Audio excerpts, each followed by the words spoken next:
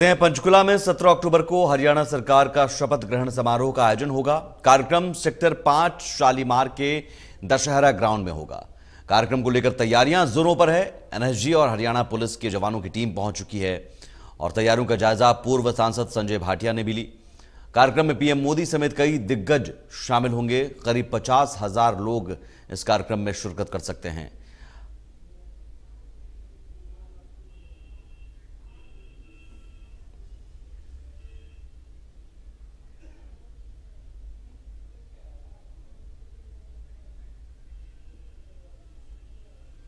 एक अनुशासित राजनीतिक दल है। हमारा शीर्ष नेतृत्व तय करता है कि इस कार्यकर्ता को क्या जिम्मेवारी देनी है। कार्यकर्ता को उसकी योग्यता के अनुसार एक जिम्मेवारी दी जाती है और कार्यकर्ता पूरी तन्मयता से उस जिम्मेवारी को निभाता है। भारतीय जनता पार्टी में नेता नहीं कार्यकर्ता होते हैं।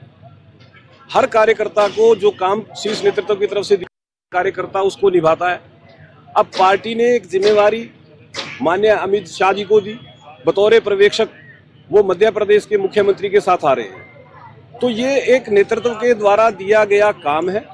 मुझे लगता है कि हमारे मीडिया के साथी अपनी तरह से विश्लेषण करने का प्रयास कर रहे हैं। ऐसे किसी विश्लेषण की आवश्यकता नहीं है। चीजें बिल्कुल स्पष्ट हैं कि हरियाणा के अंदर भारतीय जनता पार्टी तीसरी बार सरकार बनाने जा रही है और हमारे कार्यकर्ता पूरी तरह से एकजुट हैं। ये जो पहले परेड ग्राउंड में रखा गया था उसका ये था कि टेंटेटिव डेट जो हमारे पास आई थी मीडिया के माध्यम से वो 15 तारीख आई थी, तो 15 के हिसाब से तैयारी करनी थी। वो हमने फिर, क्योंकि यहाँ पर दशहरा ग्राउंड है, यहाँ 12 तारीख को रावण दहन होना था और 13 को ये मैदान खाली होना था। केवल 14 की डेट में इतना बड़ा स्ट्रक्चर यहाँ खड़ा नहीं किया जा सकता था। उसके लिए 2-3 दिन 4 दिन की जरूरत थी मिनिमम। तो हमने ये स्थान बदल के परेड ग्राउंड करा। लेकिन जैसे ही हमें पता लगा कि ये 17 की तारीख हो गई है, तो हमारे पास सफिशिएंट टाइम था इतना बड़ा स्ट्रक्चर खड़ा करने में। और कारण था परेड ग्राउंड की जो कैपेसिटी थी इस मैदान से आधी थी और लोगों का जो उत्साह आ रहा था, लोगों का जो फीडबैक आ रहा था कि लोग आना चाहते थे, हमें फोन कर रहे थे कि भाई साहब मेरे लिए एक कुर्सी जरूर रखना।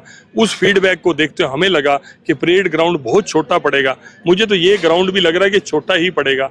जिस तरह का फीडबैक आ रहा है, हम लोग बड़ी भारी संख्या में यहाँ आना चाहते हैं।